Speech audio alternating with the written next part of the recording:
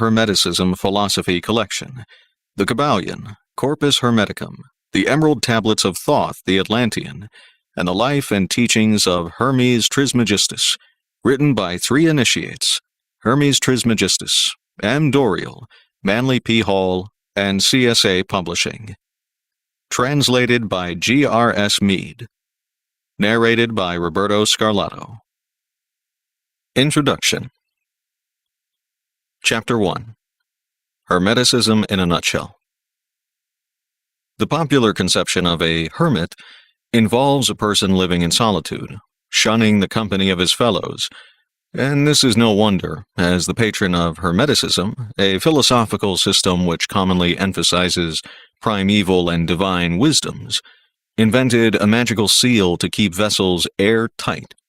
Indeed, Hermes Trismegistus, after whom Hermeticism is named, has always been associated with secrets, mystery, and things unseen or tucked away. In fact, the phrase hermetically sealed is derived from Hermes' penchant for darkness. But who exactly was Hermes Trismegistus?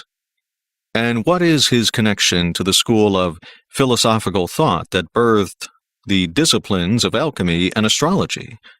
Well, for starters, Hermeticism's infamous patron was never exactly real, but a retrospective fusion of 2 different and ancient deities, Thoth of Egypt and Hermes of Greece.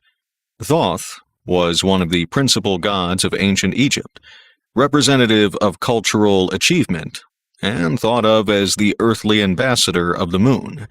Thoth was also closely linked to the perfection of ritual. Along with Anubis, Thoth presided over burials and accompanied the dead into the presence of Egypt's most esteemed gods. In addition, Thoth was also celebrated for his oracular nature, considered capable of foretelling the future and the knower of great mysteries to which common man was not privy. Hermes, on the other hand, was the helpful messenger of the gods in ancient Greece, and thus, by extension, the patron of crossings and hurry-throughs. He was the deity most closely related to commerce and merchants, but also more dubiously to thieves. Hermes, like Thoth, was also responsible for leading the souls of the dead into the lands beyond, but he was also capable of leading souls in the opposite direction, from realms benighted into the common world above. To achieve this feat, Hermes was granted the powers of conjuration and magic. With this magic, Hermes was able to work enchantments, which induced both sleep and wakefulness. He was a contradictive figure, for he remained mortals of the right moment and lucky find, while also epitomizing false oaths and misdirection. In short, Hermes was an image that stood in for ambiguity, interdeterminacy, and things felt but which remained unseen. Hermes Trismegistus, the fused Hermes Thoth, first arose in Hellenistic Egypt. But he was more than the sum total of the aspects of these ancient gods. The array of functions and attributes inherited from Hermes and Thoth is reflected in the many provinces which he presided over. Language, writing, religion, music, astronomical reckonings, and even physical training were linked to him. But was Hermes Trismegistus, properly speaking, a god? Many viewed him as a prophet, a harbinger of events yet to come. To others, he was a figure of shimmering multiplicity, of doubles and conceit. Cicero even claimed that there were as many as 5 Hermes, with Hermes Trismegistus being the last of these incarnations.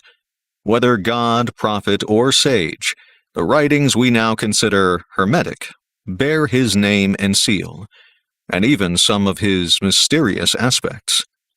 The question begs, how can we establish a valid corpus of writings known as Hermetic without an alleged single author? Scholars have traditionally done this in 2 ways. Some have pointed to the contents of writings which are markedly Hermetic, though, of course, this depends on a reliable definition of the genre. The other method depends on an explicit reference to Hermes Trismegistus or a text that posits Hermes as author or direct inspiration. Both paths present their own difficulties, the concept of authorship notwithstanding. Heinrich Noll called his science Hermetic, for example, not because it conveyed the thoughts of Hermes, but because it was steeped in the spirit of that secret method of philosophizing. This spirit is found in the various texts we call the Hermetica. Some of these are theological texts, and some of them more overtly philosophical.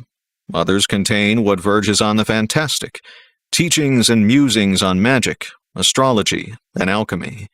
There were also texts which contained Hermetic teachings on law, education, and cult-like practices. What they all shared was a unique synthesis of various branches of Hellenistic philosophy, which itself was a kind of bastard child of Platonic, Stoic, and Pythagorean doctrines.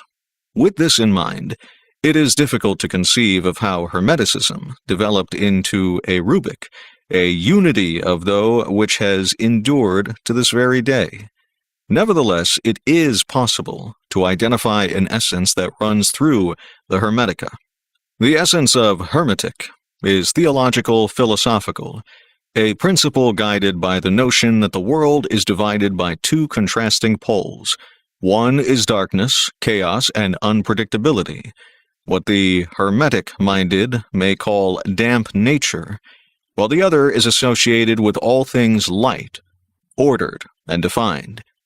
Humankind and world are born out of this difference, and the Hermetic tradition even preaches that God did not create the world, but that the latter was born out of his meditations on these two poles.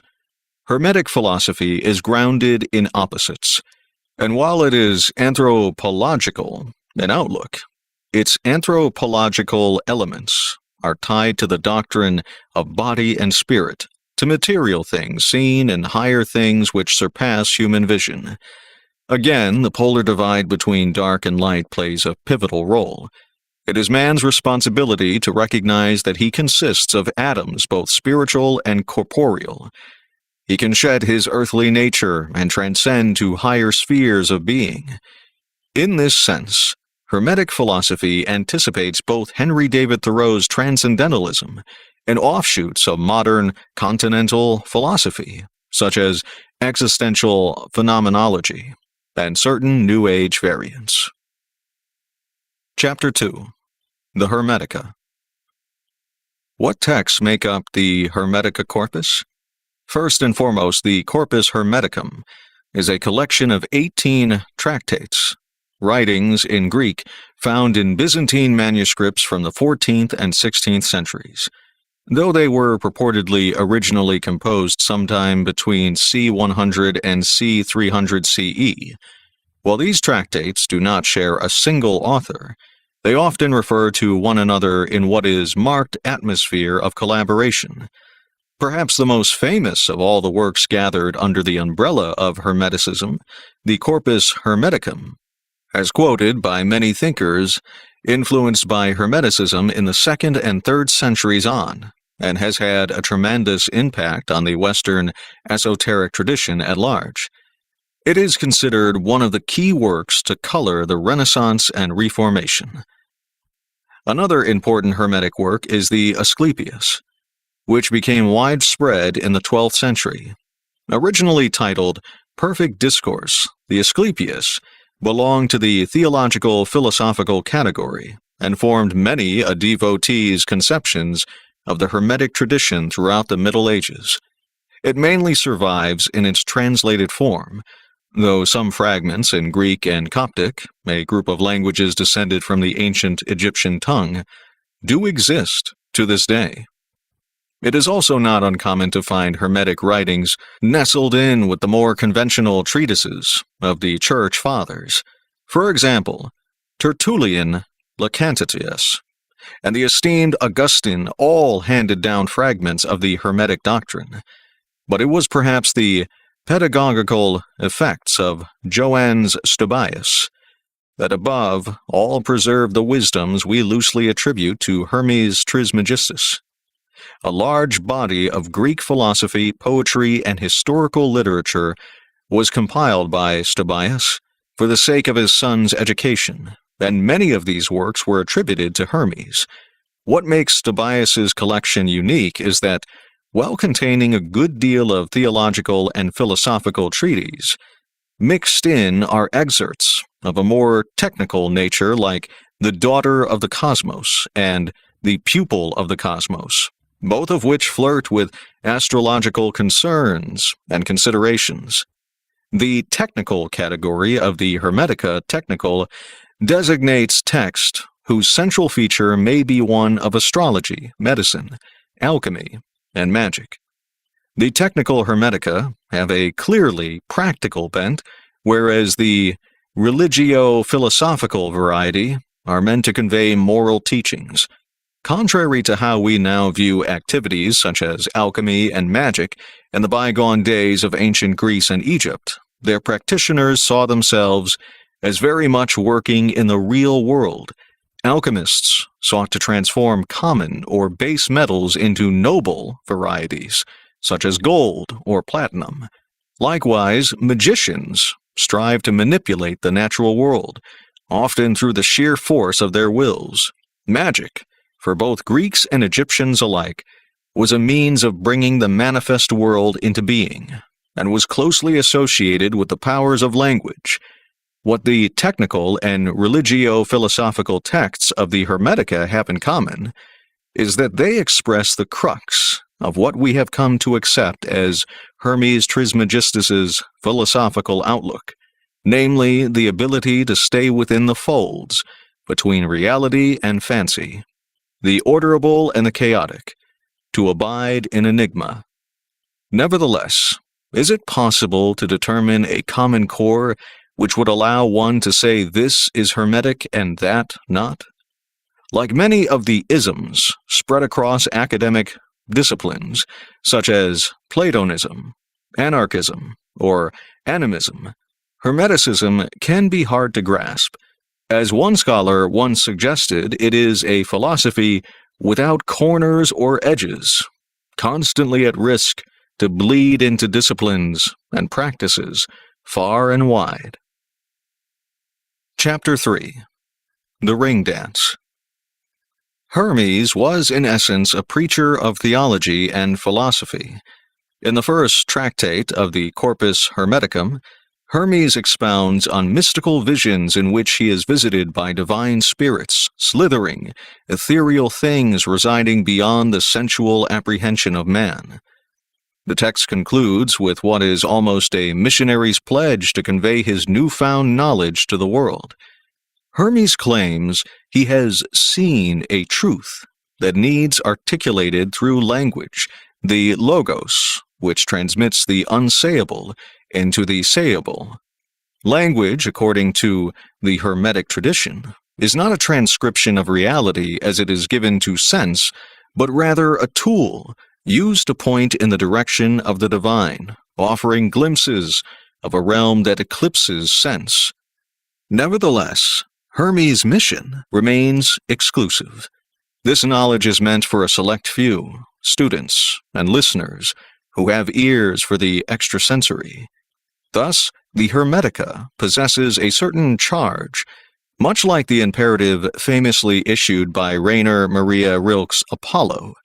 The task of an individual who reads from the Hermetica is to recognize his or her own nature as being imbricated to the spiritual world, as being, so to say, a spiritual corporeal entity, and to conduct himself accordingly beside this knowledge.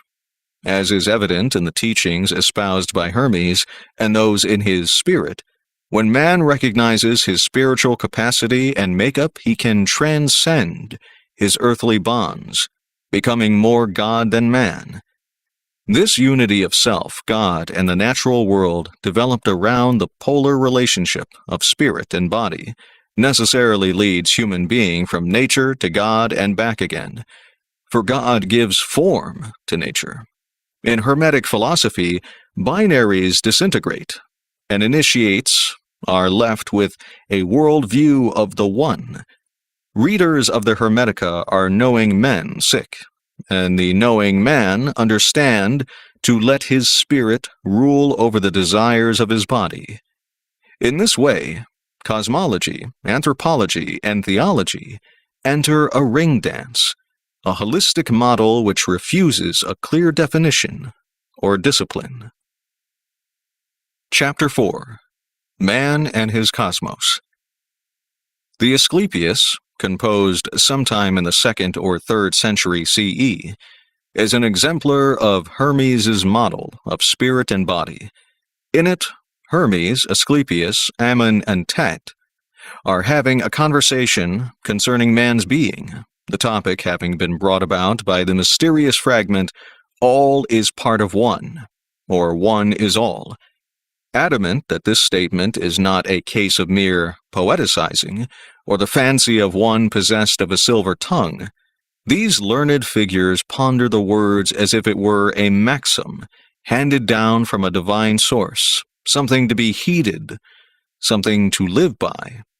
They all reckon the phrase "all is part of one" or "one is all" above all means individual entities have no essence or eternal being natural to them, but rather as part of the One, rise and perish within the tides of the cosmos, born along with the divine's great breath.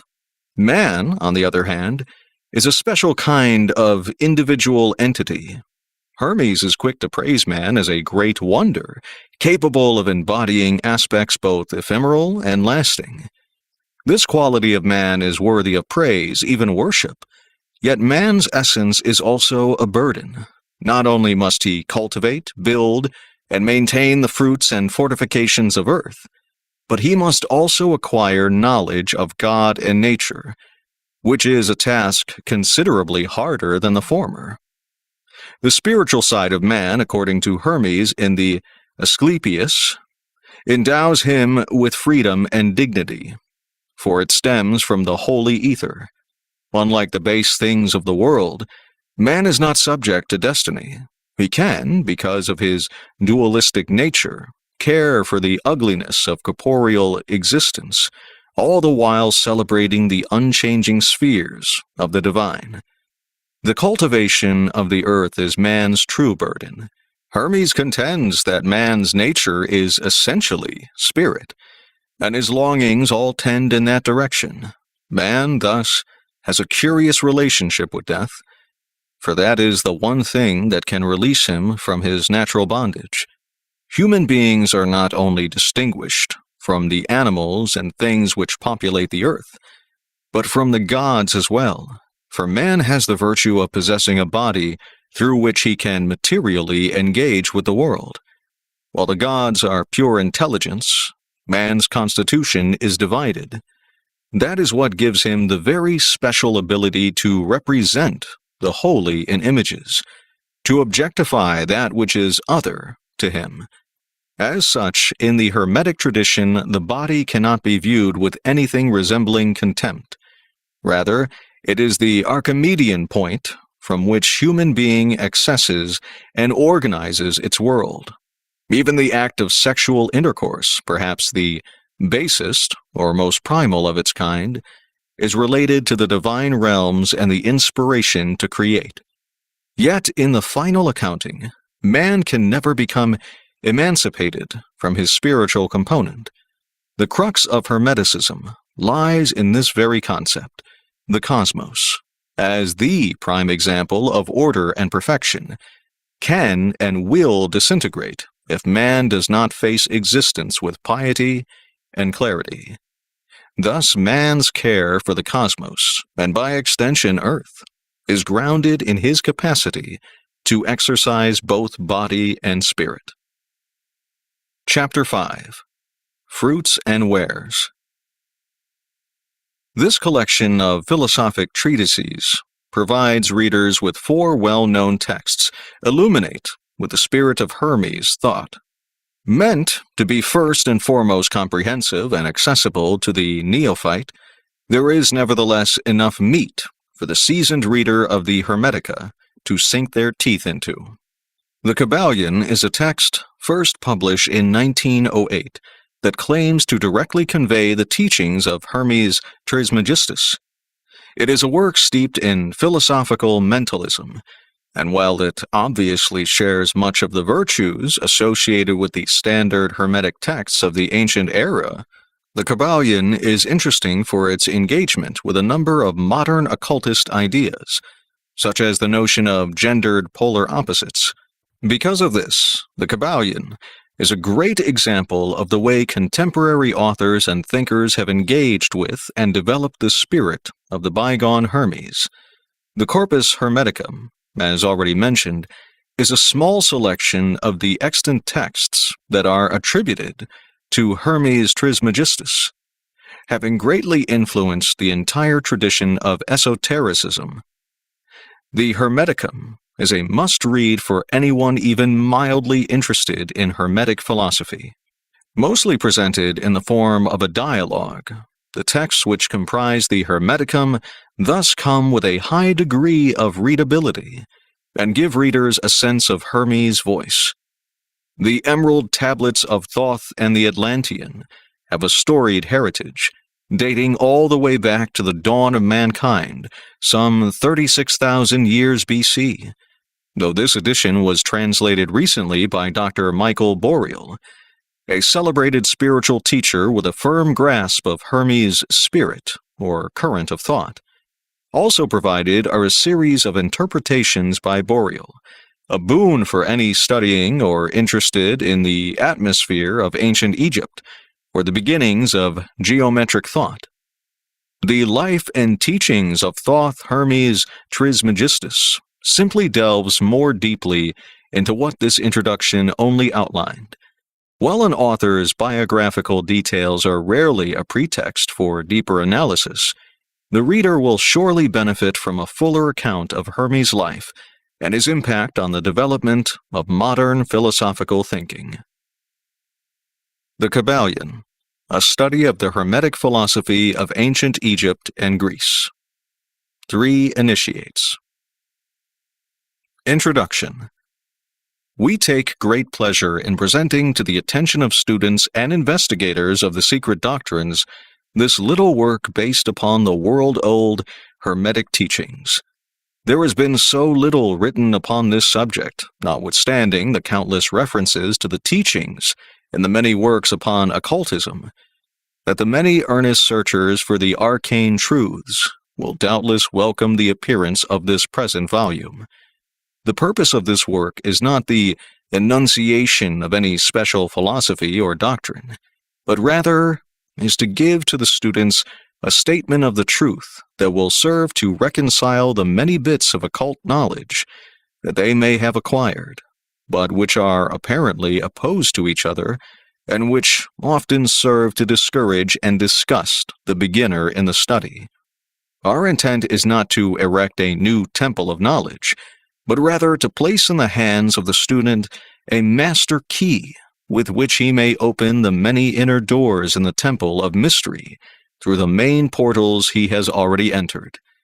There is no portion of the occult teachings possessed by the world which have been so closely guarded as the fragments of the Hermetic teachings, which have come down to us over the tens of centuries, which have elapsed since the lifetime of its great founder, Hermes Trismegistus, the scribe of the gods, who dwelt in old Egypt in the days when the present race of men was in its infancy. Contemporary with Abraham, and, if the legends are true, an instructor of that venerable sage, Hermes was, and is, the great central sun of occultism, whose rays have served to illumine the countless teachings which have been promulgated since his time. All the fundamental and basic teachings embedded in the esoteric teachings of every race may be tracked back to Hermes. Even the most ancient teachings of India undoubtedly have their roots in the original Hermetic teachings. From the land of the Ganges, many advanced occultists wandered to the land of Egypt and sat at the feet of the master. From him they obtained the master key, which explained and reconciled their divergent views, and thus the secret doctrine was firmly established. From other lands also came the learned ones, all of whom regarded Hermes as the master of masters, and his influence was so great that in spite of the many wanderings from the path on the part of the centuries of teachers in these different lands, there may still be found a certain basic resemblance and correspondence which underlies the many and often quite divergent theories entertained and taught by the occultists of these different lands today. The student of comparative religions will be able to perceive the influence of the Hermetic teachings in every religion worthy of the name, now known to man, whether it be a dead religion or one in full vigor in our own times. There is always certain correspondence in spite of the contradictory features, and the Hermetic teachings act as the great reconciler. The life work of Hermes seems to have been in the direction of planting the great seed truth, which has grown and blossomed in so many strange forms, rather than to establish a school of philosophy which would dominate the world's thought. But, nevertheless, the original truths taught by him have been kept intact in their original purity by a few men each age, who, refusing great numbers of half-developed students and followers, followed the Hermetic custom and reserved their truth for the few who were ready to comprehend and master it. From lip to ear, the truth has been handed down among the few. There have always been a few initiates in each generation in the various lands of the earth who kept alive the sacred flame of the Hermetic teachings, and such have always been willing to use their lamps to relight the lesser lamps of the outside world, when the light of truth grew dim and clouded by reason of neglect, and when the wicks became clogged with foreign matter. There were always a few to tend faithfully the altar of the truth, upon which was kept alight the perpetual lamp of wisdom. These men devoted their lives to the labor of love, which the poet has so well stated in his lines. "Oh, let not the flame die out, cherished age after age in its dark cavern, in its holy temples cherished, fed by pure ministers of love. Let not the flame die out." These men have never sought popular approval, nor numbers of followers. They are indifferent to these things, for they know how few there are in each generation who are ready for the truth, or who would recognize it if it were presented to them. They reserve the strong meat for men, while others furnish the milk for babes. They reserve their pearls of wisdom for the few elect, who recognize their value and who wear them in their crowns, instead of casting them before the materialistic vulgar swine, who would trample them in the mud and mix them with their disgusting mental food. But still these men have never forgotten or overlooked the original teachings of Hermes, regarding the passing on of the words of truth to those ready to receive it, which teaching is stated in the Kabbalion as follows: "Where fall the footsteps of the Master, the ears of those ready for his teaching open wide. And again, when the ears of the student are ready to hear, then cometh the lips to fill them with wisdom." But their customary attitude has always been strictly in accordance with the other Hermetic aphorism, also in the Kabbalion. The lips of wisdom are closed, except to the ears of understanding. There are those who have criticized this attitude of the Hermetists, and who have claimed that they did not manifest the proper spirit in their policy of seclusion and reticence. But a moment's glance back over the pages of history will show the wisdom of the masters, who knew the folly of attempting to teach to the world that which it was neither ready or willing to receive. The Hermetists have never sought to be martyrs, and have, instead, sat silently aside with a pitying smile on their closed lips, while the heathen raged noisily about them in their customary amusement of putting to death and torture the honest but misguided enthusiasts who imagined that they could force upon a race of barbarians the truth, capable of being understood only by the elect who had advanced along the path. And the spirit of persecution has not as yet died out in the land. There are certain Hermetic teachings which, if publicly promulgated, would bring down upon the teachers a great cry of scorn and revilement from the multitude, who would again raise the cry of "Crucify! Crucify!" In this little work, we have endeavored to give you an idea of the fundamental teachings of the Kybalion, striving to give you the working principles, leaving you to apply them yourselves, rather than attempting to work out the teaching in detail.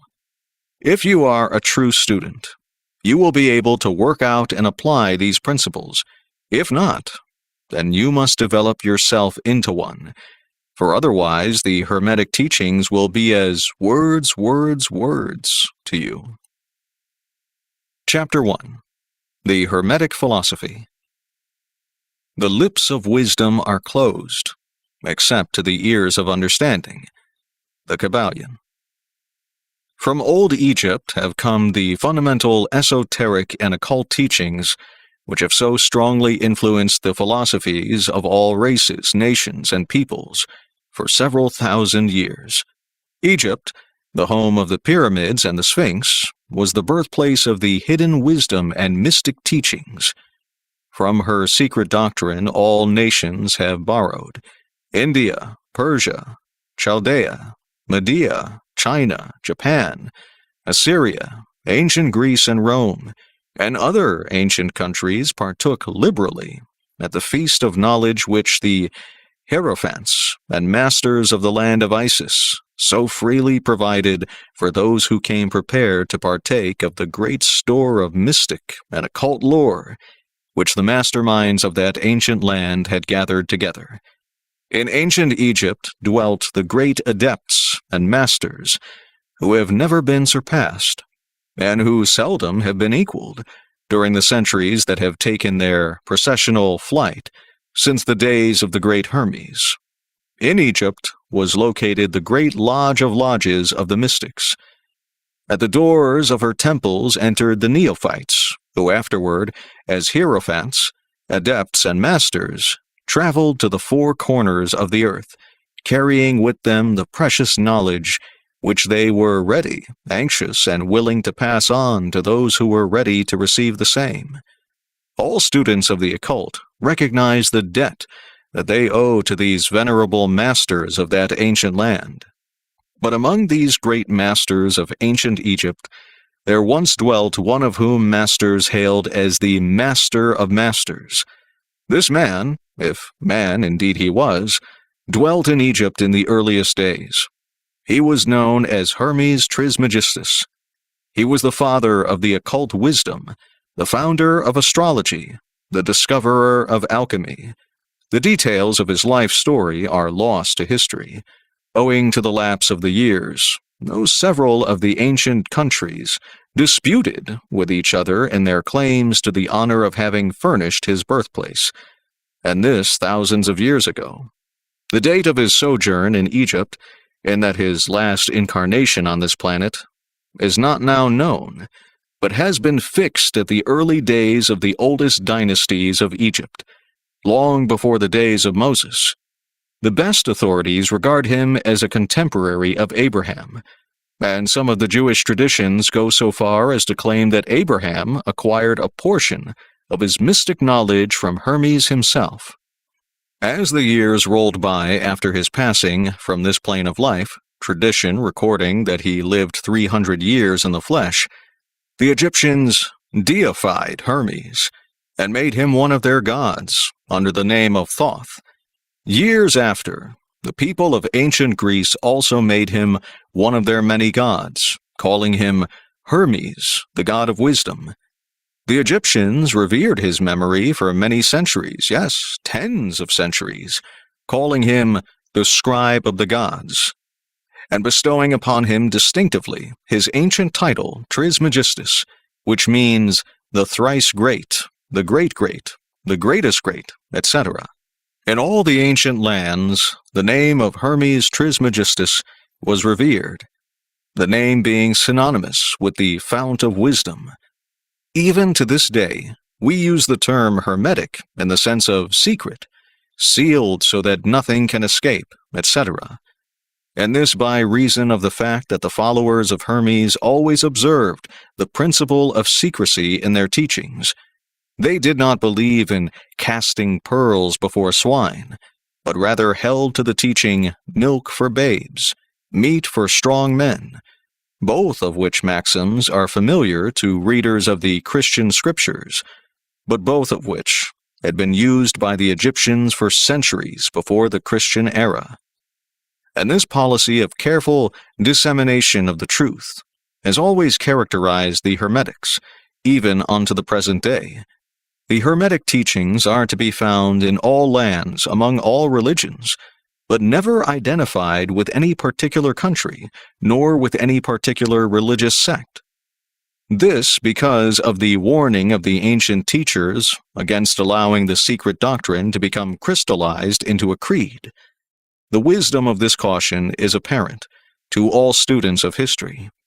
The ancient occultism of India and Persia degenerated and was largely lost, owing to the fact that the teachers became priests and so mixed theology with the philosophy, the result being that the occultism of India and Persia has been gradually lost amidst the mass of religious superstition, cults, creeds, and gods.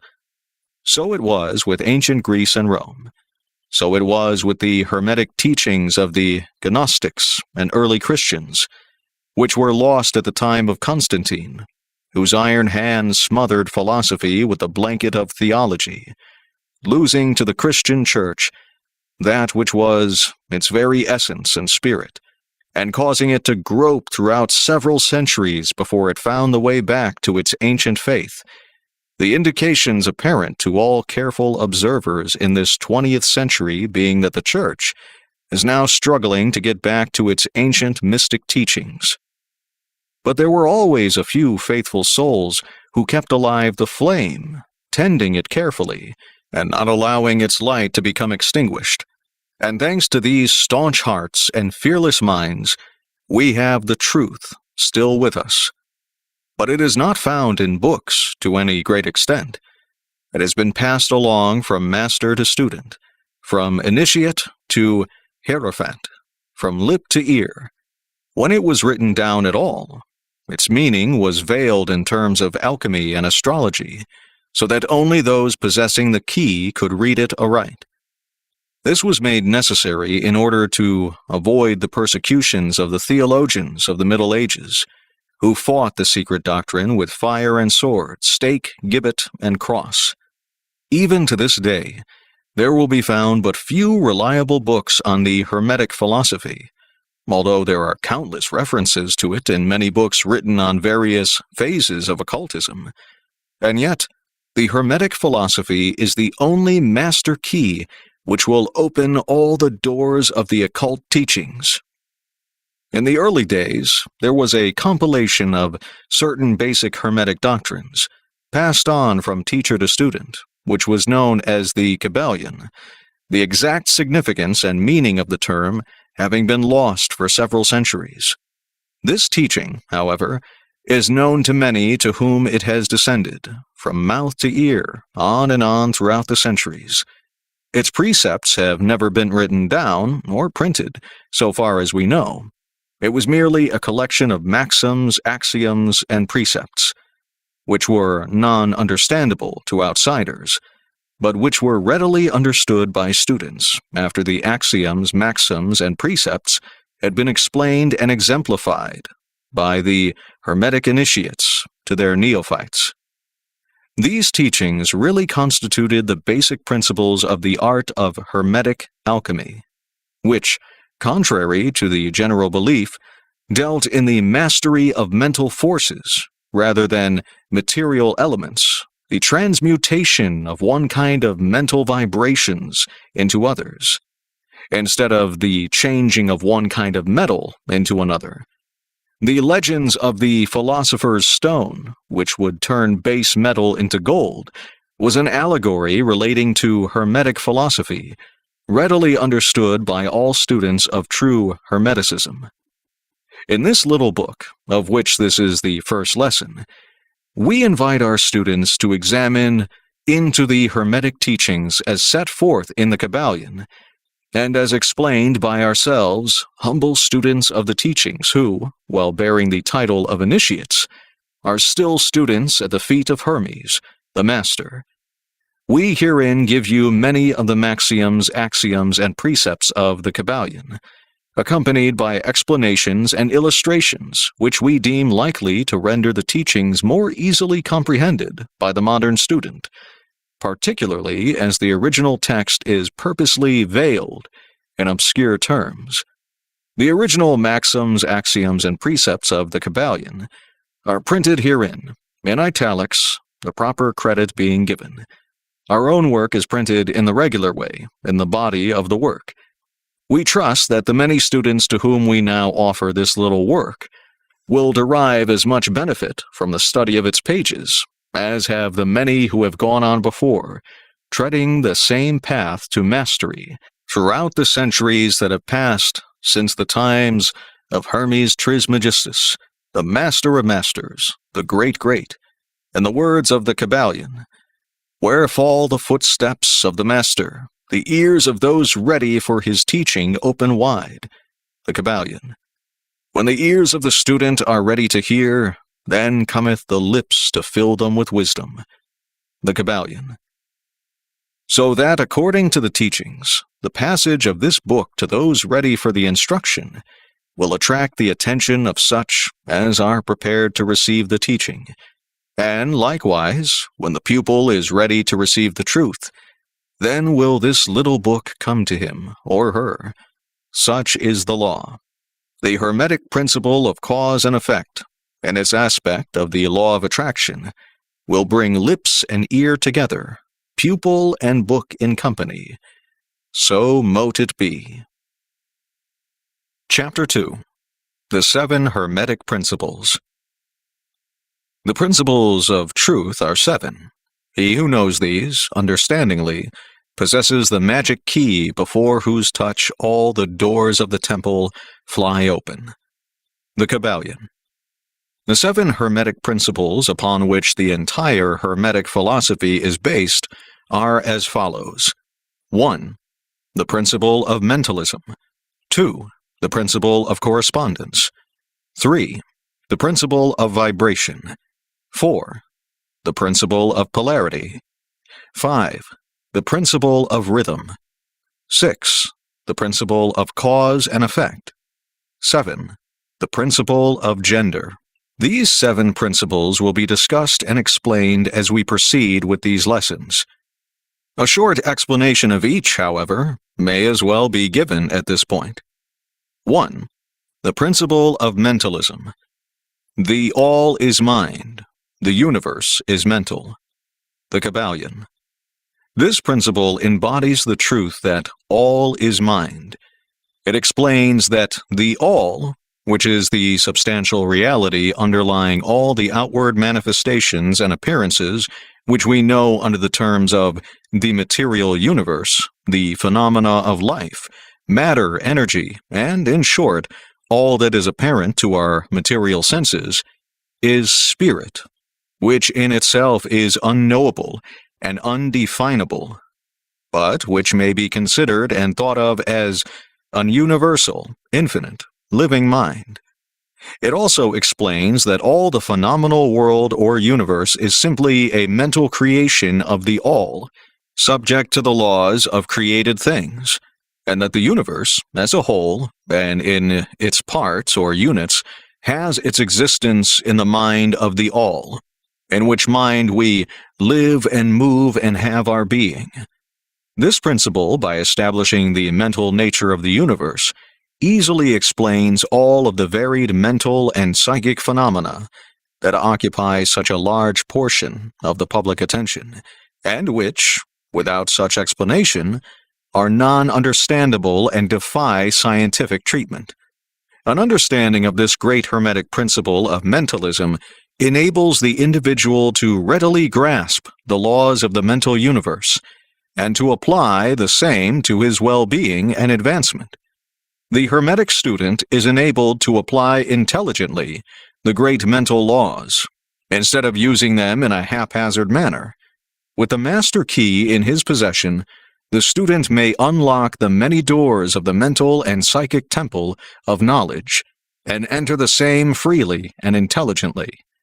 This principle explains the true nature of energy, power, and matter, and why and how all these are subordinate to the mastery of mind.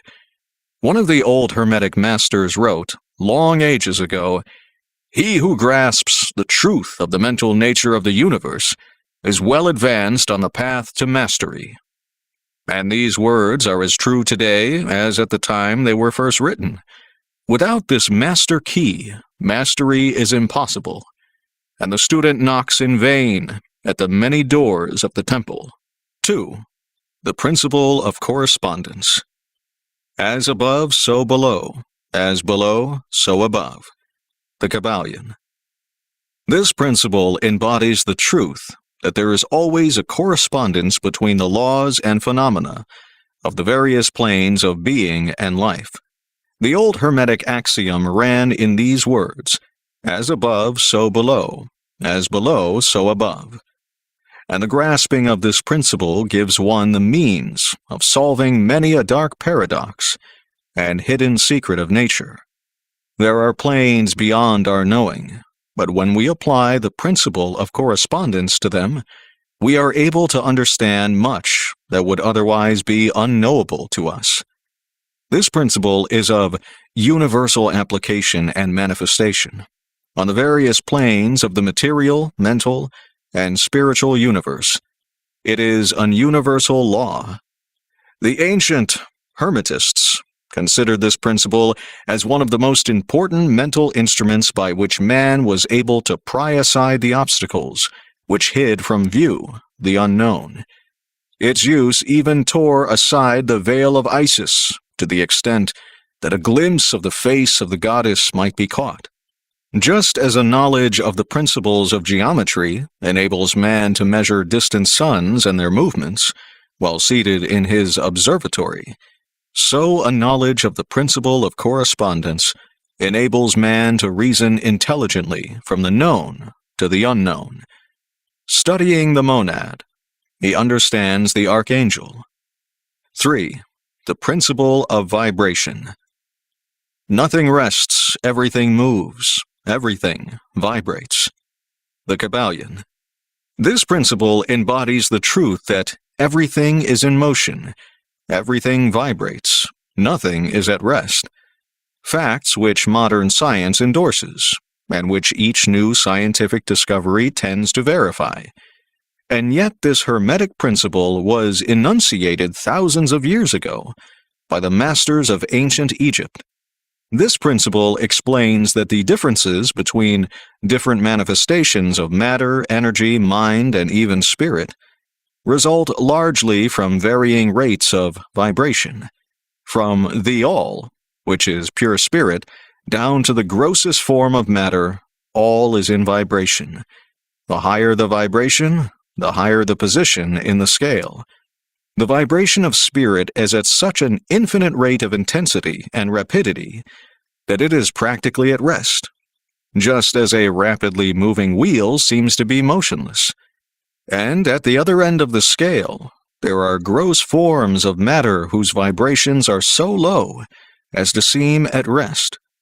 Between these poles, there are millions upon millions of varying degrees of vibration, from corpuscle to electron, atom and molecule, to worlds and universes, everything in its vibratory motion.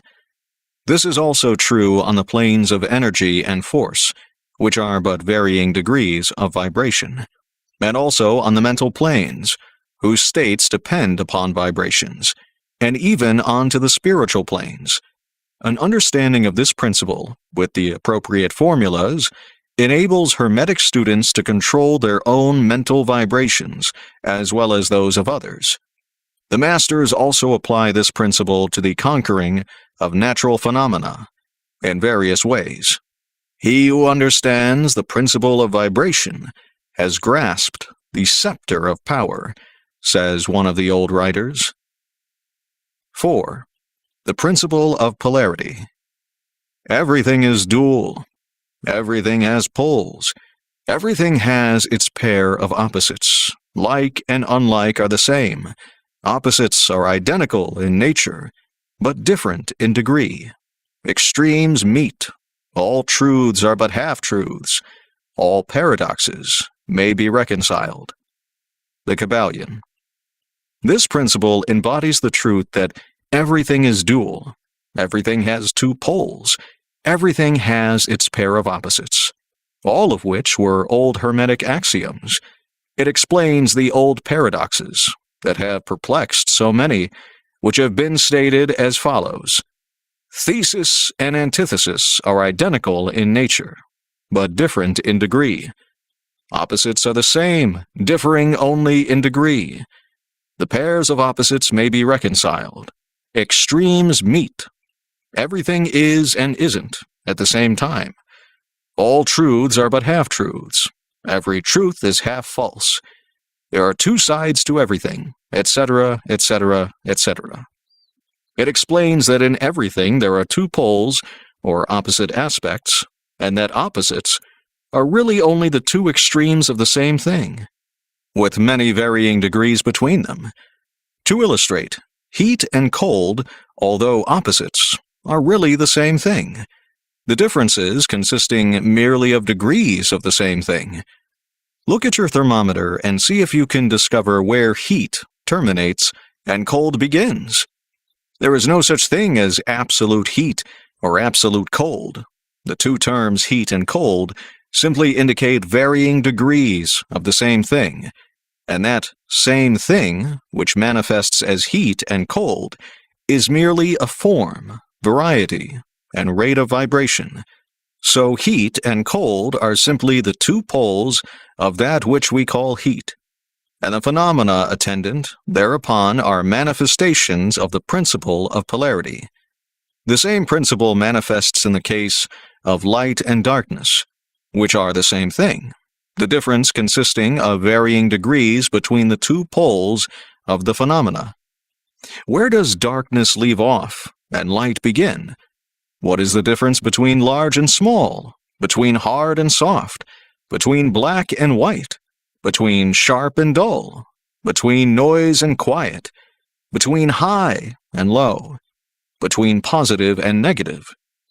The principle of polarity explains these paradoxes, and no other principle can supersede it. The same principle operates on the mental plane. Let us take a radical and extreme example, that of love and hate, two mental states apparently totally different. And yet there are degrees of hate and degrees of love, and a middle point in which we use the terms like or dislike, which shade into each other so gradually that sometimes we are at a loss to know whether we like or dislike or neither.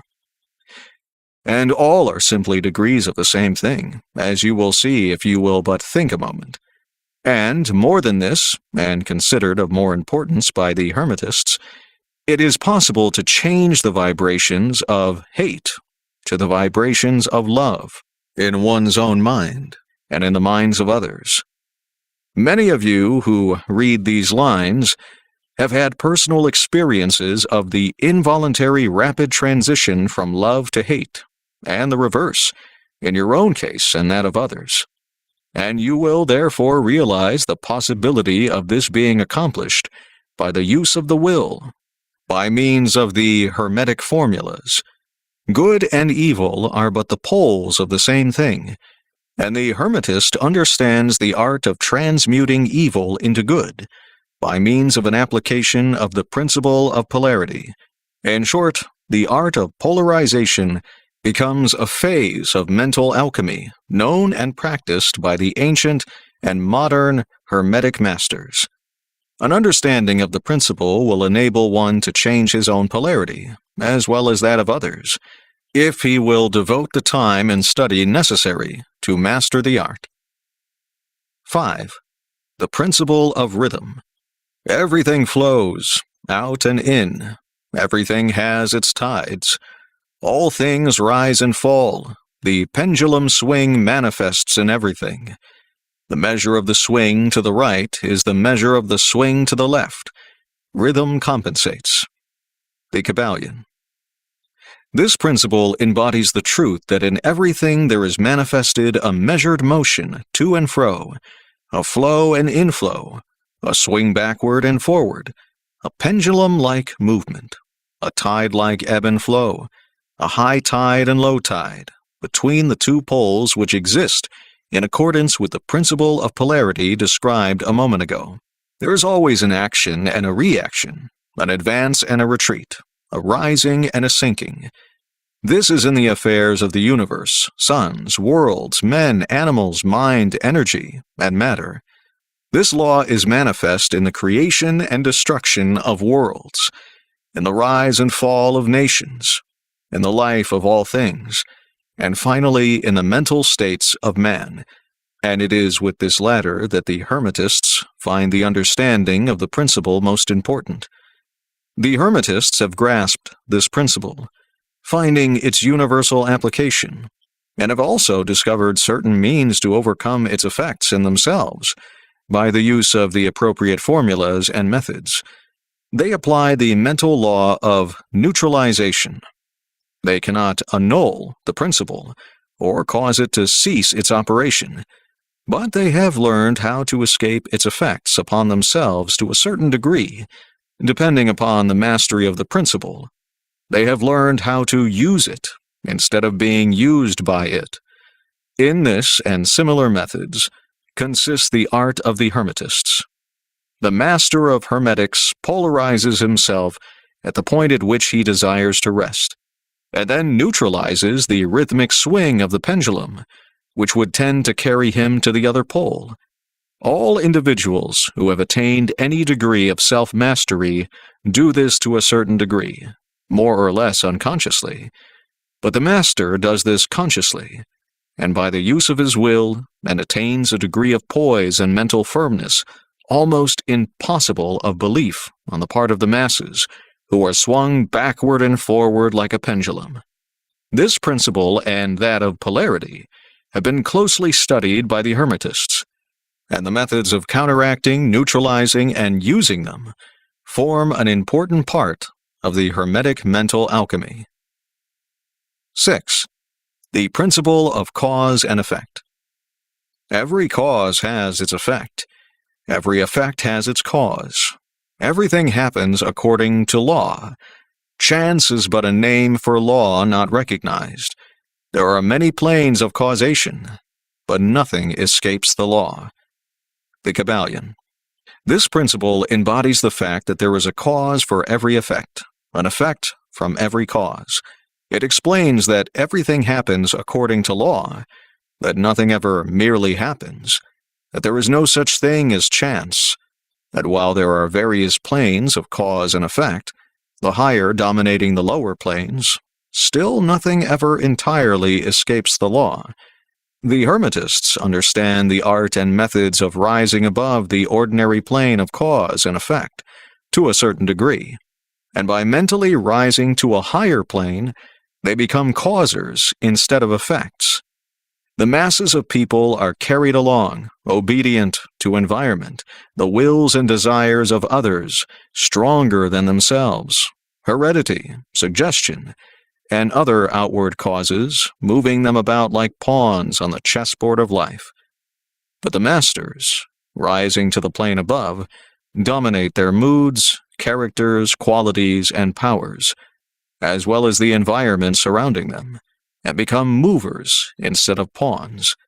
They help to play the game of life, instead of being played and moved about by other wills and environment. They use the principle, instead of being its tools. The masters obey the causation of the higher planes, but they help to rule on their own plane. In this statement there is condensed a wealth of Hermetic knowledge.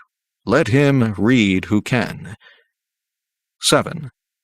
The principle of gender. Gender is in everything. Everything has its masculine and feminine principles. Gender manifests on all planes. The Kabbalion. This principle embodies the truth that there is gender manifested in everything, the masculine and feminine principles ever at work. This is true not only of the physical plane, but of the mental and even the spiritual planes. On the physical plane, the principle manifests as sex.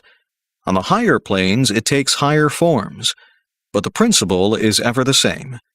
No creation, physical, mental, or spiritual, is possible without the principle.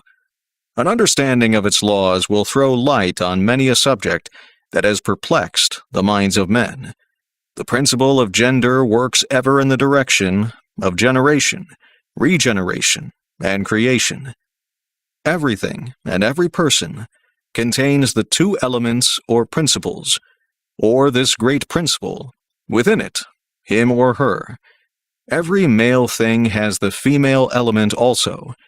Every female contains also the male principle. If you would understand the philosophy of mental and spiritual creation, generation, and regeneration, you must understand and study this Hermetic principle. It contains the solution of many mysteries of life. We caution you that this principle has no reference to the many base, pernicious, and degrading lustful theories, teachings, and practices, which are taught under fanciful titles, and which are a prostitution of the great natural principle of gender. Such base revivals of the ancient infamous forms of phallicism tend to ruin mind, body, and soul, and the Hermetic philosophy has ever sounded the warning note against these degraded teachings, which tend toward lust, licentiousness, and perversion of nature's principles.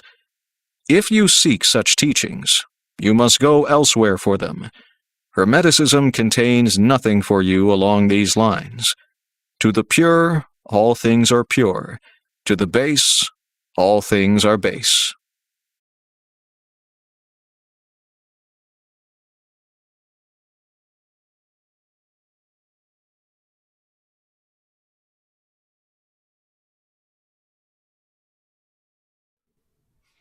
And that's going to wrap it up for today on Hermeticism Philosophy Collection. I only got to chapter 2. I'll probably play a little bit more for you guys later. I don't know. Let me know what you think. On Hermeticism Philosophy Collection. I only got to chapter 2. I'll probably